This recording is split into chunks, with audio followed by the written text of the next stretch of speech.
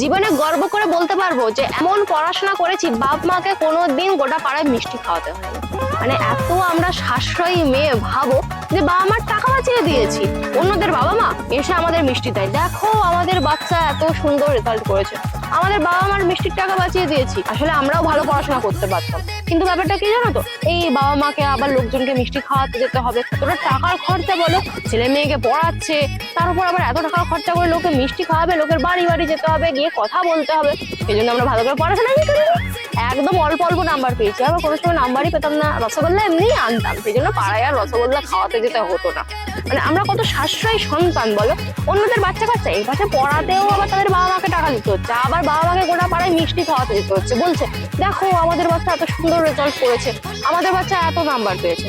আমরা বাবা মার কষ্টটা বুঝি, যে বাবা মা এত কষ্ট করে টাকা ইনকাম করে, তারপর আমাদের পড়ায়, আবার পাড়ায় গিয়ে মিষ্টি খাওয়াবে, ব্যাপারটা খুব আমাদের কাছে খারাপ লেগেছে। ব্যাপারটা অন্যদের দেখতাম তো, দেখে ভাবতাম না, আমাদের বাবা মা তো আমরা এভাবে টাকা খরচা করতেই পারি না, আমার বাবা মা কষ্টের টাকা, পাড়ার লোককে গিয়ে মিষ্টি খাওয়াবো, সেই জন্য ভালো করে পড়াশোনাই করিনি, এত কম নাম্বার পেয়েছি, লোককে মিষ্টি খাওয়াতে যেতেই হয়নি।